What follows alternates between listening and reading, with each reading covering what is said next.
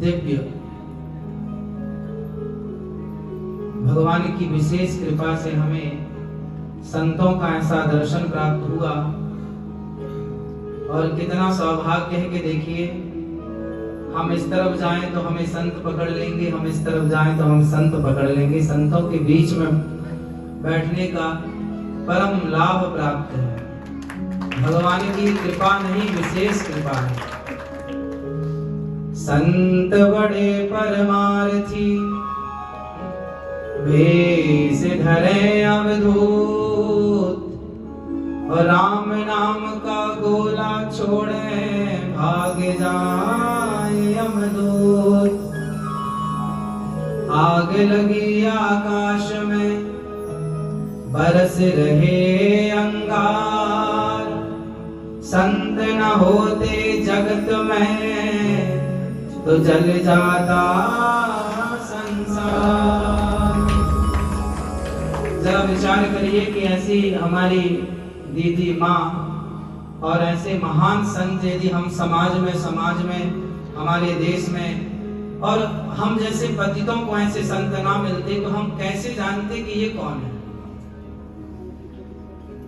हम इन्हें नहीं जानते क्योंकि इन्हें जनाने वाले ये हैं। आप विचार कर लीजिए कि संत ना होते तो भगवान का अस्तित्व क्या होता।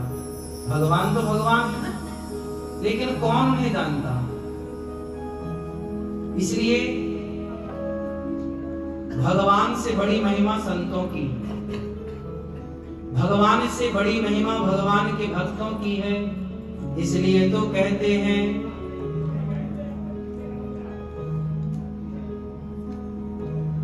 कि भगवान कि यदि भगवान भक्त ना होते तो भगवान कहाँ होता। हर एक समस्या का समाधान कहाँ होगा, जब भक्त नहीं होंगे भगवान कहाँ होगा।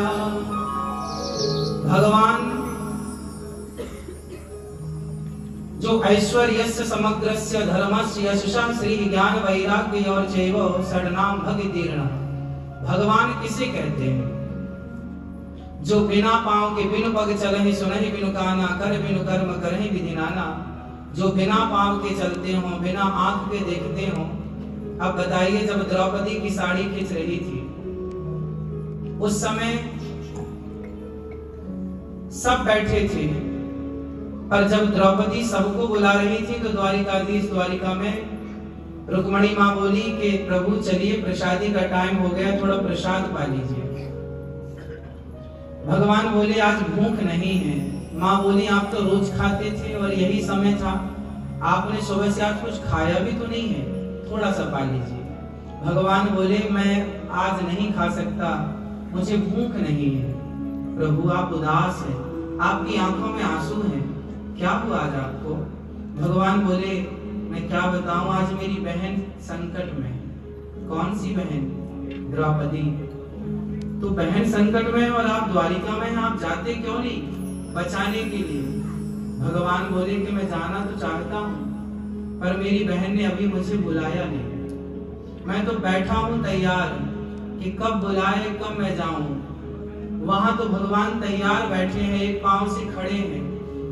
इसलिए आपने देखा होगा हमारे ठाकुर जी खड़े हैं। हम सब पापी, हम सब नहीं, सिर्फ हम पापी बैठे हैं, प्रभु खड़े हैं। सिर्फ इसलिए कि हम बैठे हैं तो हमें उठने में समय लग सकता है, पर भगवान बोलते हैं कि आप भक्तों को संकट आ जाए, यदि बैठा होऊंगा तो खड़े होने में वक्त लग जाएगा। इसलिए भक्तों के लिए सदा खड़ा रहता हूँ कि कब भक्तों को मेरी आवश्यकता पड़े, जरूरत पड़े, मैं दौड़ पड़ूं। तो भगवान द्वारिकाधीश खड़े थे। रुक्मणी माँ बोली तो बहन पर संकट है, जाते क्यों नहीं। उन्होंने बुलाया नहीं। द्रौपदी माँ किसे बुला रही है? द्रौपदी माँ सबको बुला रही है। गुरु द्रोण बोलो पितामह बोलो, तुमसे तुम्हारी बहू पूछती है। पांचों पति आज बैठे सभा में, सभा बीच साड़ी खींची जा रही है। कहाँ जा छिपे हो प्यारे कन्हैया, यहाँ लाज मेरी लुटी जा रही है। दुशासन के हाथों तेरी द्रौपदी की, सभा बीच साड़ी खींची जा रही है। हे गोविंद कहाँ हो? द्रौपदी ने सबको भगवान क्यों नहीं आए? क्योंकि द्रौपदी बुला किसे रही है? गुरु द्रोण बोलो, पितामह बोलो। भगवान बोले तुम सबसे पूछ रही हो, सबको बुला रही हो, हमें नहीं बुला रही हो, इसलिए हम नहीं आ रहे हैं। द्रौपदी ने सबको बुलाया। अच्छा भगवान क्यों नहीं आए? क्यों नहीं आए? इसलिए नहीं आए। गोस्वामी जी ने उत्तर दिया, एक भरोसे एक बल, एक आस विश्वास, एक राम घन श्याम हित चातक तुलसीदास। भगवान कब आते हैं? जब भगवान का भक्त एक विश्वास से बुलाएगा। एक विश्वास, मंत्र जाप मम दृढ़ विश्वासा, पंचम भजन सुवेद प्रकाश। भगवान के भक्त का लक्षण क्या है? जब विश्वास एक भगवान पर, आपने सबने सुना होगा, सुनेरी मैंने निर्बल केवल राम। जब तक आपके पास किसी और का बल है तब तक भगवान कहते हैं पहले उसी बल को आजमा लो।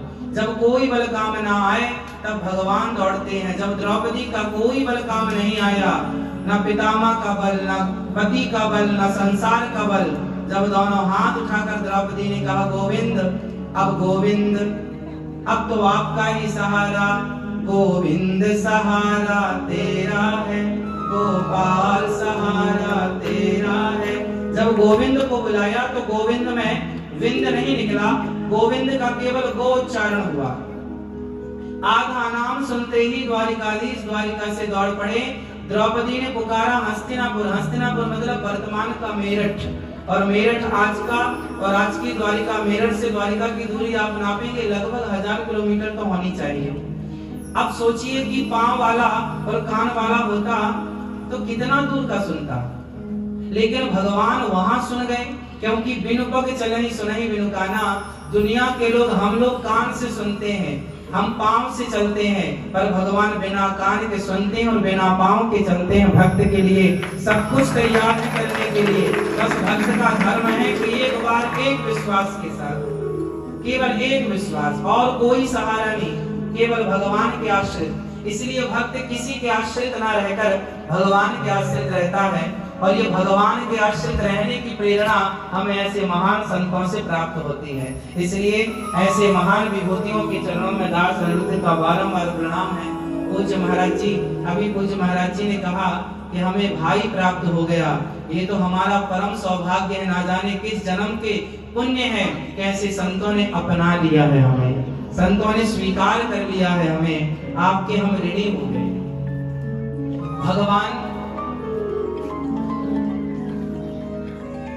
भगवान भक्तों की इस प्रकार अधीन है कि देखिए सुदामा जी, अच्छा भगवान से कभी कुछ मांगना नहीं चाहिए। हम भगवान की यदि भक्त हैं और विश्वास है तो मांगने की आवश्यकता नहीं। अच्छा बताइए, सुदामा जी द्वारिका गए तो कुछ लेने गए थे या कुछ देने गए थे? क्या देने गए थे? उनकी हैसियत जो थी, उनकी क्षमता जो थी, उस हिसाब से उन्होंने दिया। उन्होंने लिया क्या, मांगा क्या, लेने का भाव क्या था? भगवान के भक्त को चाहिए क्या? सुदामा जी 4 मुट्ठी चिवड़ा लेकर के गए, 4 मुट्ठी चावल लेकर के गए, और सुदामा जी को ये भी नहीं पता कि द्वारिका है किस तरफ, बस चल पड़े। चल पड़ना भक्त का काम है, पहुंचा देना भगवान का काम है। चल पड़े सुदामा जी, पहुंचा दिया द्वारिकाधीश ने। और मुट्ठी भर चावल, मुट्ठी भर जब चिवड़ा खोल करके जब सुदामा जी ने दिया तो भगवान ने सुदामा जी 4 मुट्ठी ही चावल लेकर गए। 5 मुट्ठी ले जाते, 3 मुट्ठी ले जाते, समाज में 4 मुट्ठी की बात कही और सुनी जाती है। ये 4 मुट्ठी क्या था? सुदामा जी के पास उस समय क्या था? क्या लेने गए थे सुदामा जी? कुछ लेने नहीं गए। प्रभु से क्या लेना है? अच्छा, भगवान से कुछ लेने का जी करे तो भगवान से भगवान को ही ले लिया जाए। प्रभु तो हम आपको लेना चाहते हैं, और कुछ देने का जी करे तो अपने आप को दे दिया जाए। हम अपने आप को दे रहे हैं और आपको ले रहे हैं, और क्या है हमारे पास देने के लिए?